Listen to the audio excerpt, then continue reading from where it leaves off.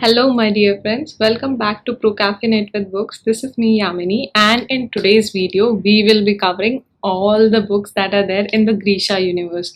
Yes, you heard me right. That includes a trilogy, one duology, and then a finale duology as well. Now, before we jump in any further, I wanted to first give you an idea of this whole world build up, what is going on into this world, and mainly what Grisha is all about. Now, Grisha, just like a normal human being, also possess some additional capabilities in themselves, and hence they are called Grisha, just to distinguish between the two. Now, based on their abilities to actually influence certain elements in nature, they are categorized into three different variations. One are the ethereal alkali, the second are the copper alkali, and then there are the material alkali as well. Now, the ethereal alkali can actually summon different elements in nature. That could actually include water, fire, wind, lightness, darkness, or any other such elements that are related to nature. The next category, called corpora alkali, actually also called as the order of living or dead, because they have the power to influence any kind of changes in a human body by controlling different organs, and hence they have different variations like heart renders, tailors, or even certain other categories. And the last category is the material alkali, who can basically influence matter, and they are also called as fabricators in this series. So far all clear. The first one are people who can actually influence nature. The second category, people who can influence the human body. And the third category, people who can actually influence the materialistic things. And now that we have all the basics clear, let's start from the very beginning of this universe. The first trilogy in this book, The Shadow and the Bone, has three major parts. The first part is The Shadow and the Bone, the second, The Siege and the Storm, and the third one is Ruin and Rising. This trilogy is basically a saga of the story of removing the darkness, where all the people are actually waiting for the light bringer, or in other words, the sun summoner, to be born on earth, and then they will be able to eradicate this darkness that has befallen on their dear country Ravka. And how they choose to do so, that journey is basically what is displayed in these three books. Now, the three parts in this book are also based on the three mythical creatures against whom our main protagonist is basically chasing them to gain certain powers. There is a war between the two sides to whether utilize these mythical creatures' powers or not to do so. Now, can I just say the characters in this books are so greatly built up that you will end up falling for the wrong ones all the time. And I personally kept rooting for Dankling instances here and there. I was rooting initially for Elena and Mal, but then things take a turn, and I kind of did not like his character that was being built up in the rest two of the books, which made me think about Darkling's perspective a lot. And Ben Barnes actually played the online series of this, and this is just so. I think we'll have to make a separate video on Ben Barnes' topic, discussing all the movies and series he has done so far, like the Chronicles of Narnia, the Prince Caspian part, or even the Picture of Dorian Gray, and now this. So we'll just skip that apart and focus on the agenda today. The next part, or the next duology in this series that you must be wanting to read, is the Six of Crows duology, which includes two parts, the Six of Crows and then the Crooked Kingdom. Now, this is based out in a different city altogether, in Ketterdam, where there is an amazing trio of Kes, and there's Inej and Jasper, and people are rolling all about their characters in the online series and in the book especially. I have met a few people who actually like this duology way more than they like the Shadow and the Bone trilogy.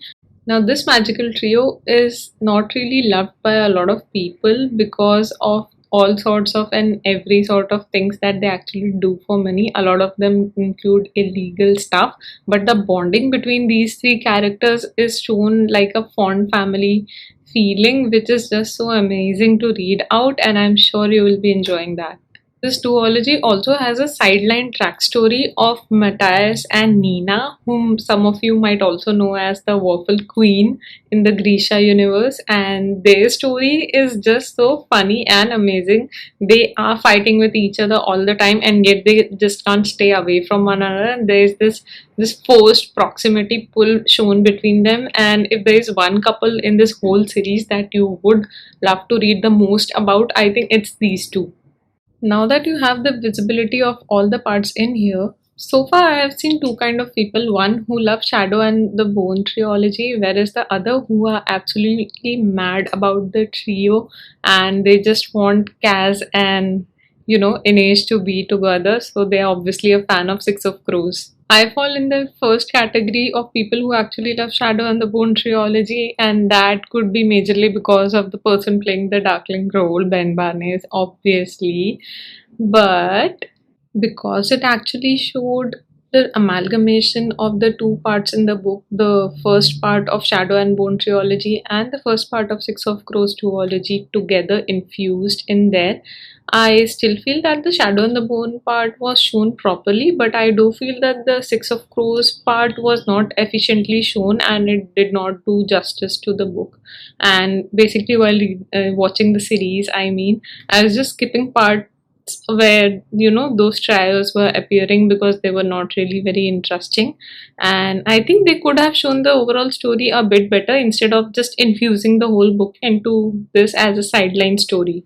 As a conclusion part of this whole world build up, the final duology in this overall series or number of series, I would say, is King of Scars and the Rule of Wolves. Now, the duology has set up two parallel track stories that intertwine with each other at different intervals to give this overall duology a grand finale kind of a feel. The first story focuses on the revenge story of Nina's part based out in Fierda. Yup, you heard that right. She's in Fierda taking revenge for XYZ reasons that I will not disclose. While the other part focuses on the ethereal creators theme of this whole Grisha verse where they came into existence, who are actually pulling the strings in the background, with Zoya, Nikolai, and the dragon acting as the lead characters. And to know what happens and why it happens, you will have to read the whole series. I'm sorry, but that's the truth. I'm not sharing any more disclosures with you all. But let me just tell you, once you get started, it will be hard to put it off and you will binge read the whole series just like I did around 1.5 years back or so. And now that the online series are coming up, I thought I might as well share it with you guys while you still have time to catch up with the stories. And on that note, the season 2 of the Netflix series Shadow and Bone is already out there, and from what I have heard, first of all, yes, I have not watched it yet. I will watch it obviously just to get a gist of it, but no, I haven't yet. But from what I've heard, they have infused three books together as if two were not working already, and now you have just infused three books together, out of which two are my favorite, and the third one is also favorite, but as a separate entity, not together. The first book is the second part in the Shadow and Bone trilogy, which is a Siege and Storm, and then there is Rune and Rising, with a sprinkled story of Crooked Kingdom.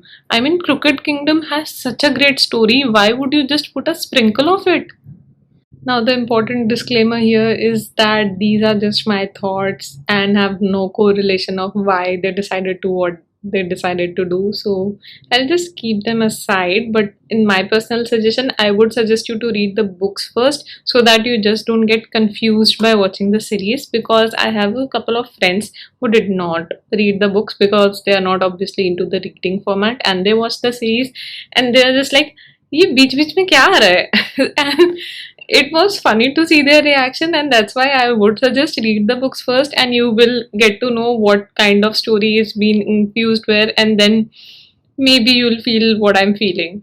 Now, just for your reference, I have added a detailed list of what book to read after which particular book in the right order down in the description, so you can check that out. And I hope you had a lovely time watching this video. Do let me know in the comments down below by using some of those buttons that you can see. So, until our next video, keep your coffee strong and your TBRs long. I'll catch up with you very soon. Goodbye.